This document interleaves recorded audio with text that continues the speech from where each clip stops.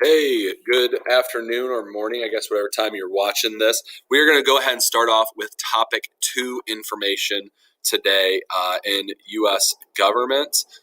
So we just finished all the basic introduction type stuff about government. Now we're going to introduce you to the foundation of American government. What were documents and eras and individuals that led to America declaring its independence and forming the government that we have today? What were the major influences on that? The first influence, you have to go all the way back to 1215. So you're talking 250 plus years before Columbus discovered America, and he sailed the ocean blue in 1492. So in 1215, King John was forced by a group of barons to sign a document called the Magna Carta. The Magna Carta is a major document in world history simply because it's the first challenge on the divine rights of kings, the idea that kings rule because they're anointed by God and they shouldn't be challenged on that authority. It was a very, very small limitation on the king, and it really only benefited other nobility in the area, other extraordinarily wealthy people that were owning land. You gotta understand this is feudal times as well, so you have barons and dukes and duchesses and all that kind of stuff going on as well. So what ends up happening, you have a trial by jury if you're a baron. If there's a new tax implemented, the barons, a council of 25 barons, had to approve of that. Why is that significant in the development of American government? Because after that point, kings had always struggled to have absolute power within their government. There had always been checks and balances on that king's power. Sometimes kings had gotten more powerful, sometimes they were less powerful, but King John is the first one to actually sign away some of his absolute power. And it only builds from that point. Next, the Petition of Right in 1628. This was when Parliament limited King Charles even further, that he couldn't punish citizens without lawful judgment of his peers. What do we call that today? A jury, okay? A trial by a jury of your peers. So if even a commoner were arrested after 1628, the king couldn't just throw you in prison. You had to have a trial by a jury of people that were living in your area.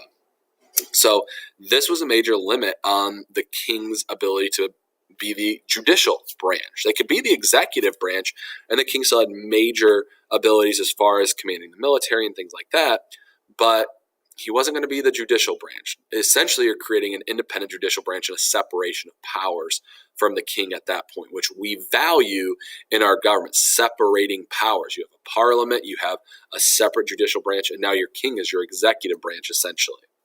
Next, you have the English Bill of Rights. And to understand why the English Bill of Rights is so important, you have to understand that those rights that were provided to Englishmen, colonists thought they were Englishmen. If you asked someone from Maryland or South Carolina what their nationality was in the 1700s prior to the Revolution, they would have said they were English. They would have said they were British. That's what they were. So they assumed if this was the rights guaranteed to all Englishmen, these were rights preserved to them as well. What were some of those rights? Free elections. Property owners were allowed to vote. No standing army during a peacetime. You couldn't have soldiers come and stay in your home. That is something that the redcoats do prior to the Revolution. Okay, after the Boston Tea Party, they come and they start sitting in people's homes and quartering in their homes. You have elections that are being delayed and canceled, and people are just being appointed into positions of power by the king. Fair trials are being suspended. People are having to go across the ocean to have their trial in Britain for committing a crime in America. That's not a jury by your peers. That's a jury by British people across the ocean.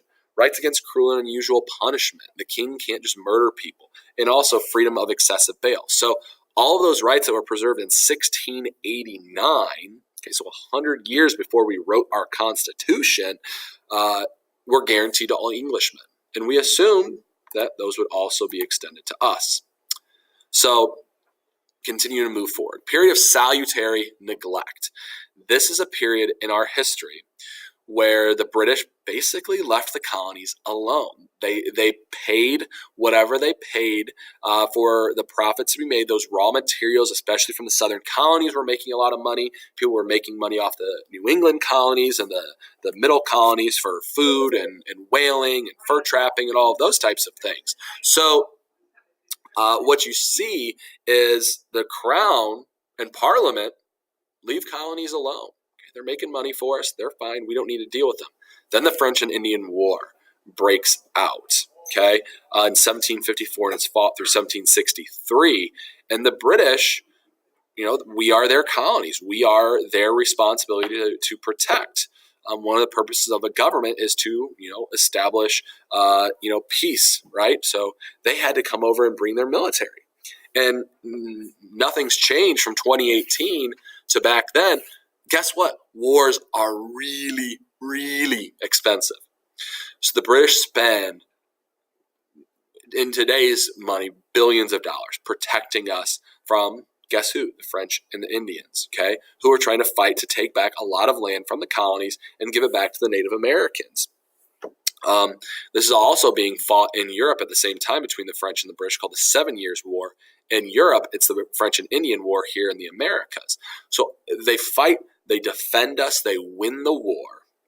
And then after the war, those jerks have the nerve to ask for us to pay for the war that they fought on our behalf. So if you're looking at it from a British perspective, it's a pretty reasonable request to say, hey, remember we just saved your lives, and you notice how you're not speaking French, and Native Americans aren't kicking you off your property?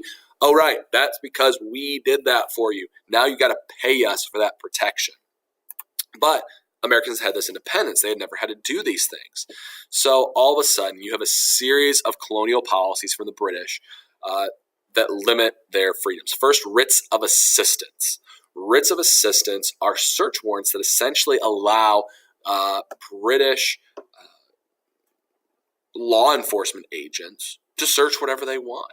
And a big reason for this was smuggling. Okay? One of our famous founding fathers, for his signature, John Hancock, how did he get rich? He smuggled wine into the country and sold it and made huge profits off of it illegally by not paying taxes and import fees from the British. So, here's an example of someone that definitely was losing money because of British policies, because he was smuggling things. But also, you have a right to private property. That was being violated with writs of assistance.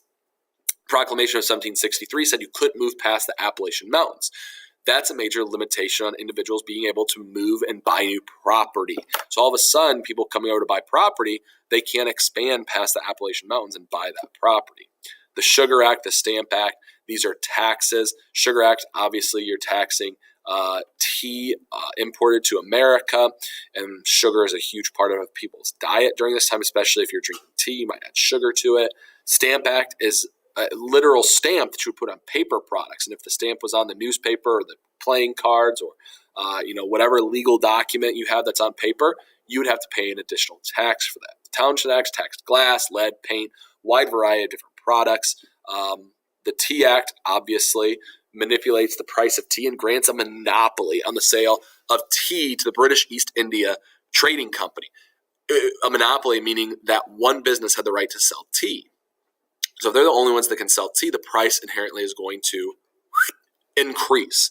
So as the prices rise, the American colonists are frustrated. The American colonists are drinking tea and paying increased prices. So we have a very reasonable response of going down to Boston Harbor, dressing up like Native Americans, and throwing millions of dollars worth of tea in Boston Harbor. A very destructive process that leads to the Intolerable Acts. And these are the acts that directly lead to colonists fighting the Revolutionary War. Why do we fight it? Because they closed Boston Harbor. People are starving and dying after that Boston Tea Party in the Intolerable Acts. British soldiers are then quartering in people's homes like we talked about earlier. And this is infuriating to the American colonists. So what do the American colonists do? They start fighting. Okay, you have the battles of Lexington and Concord.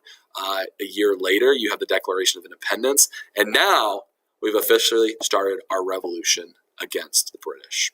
That's it for this episode. Come back for our next one.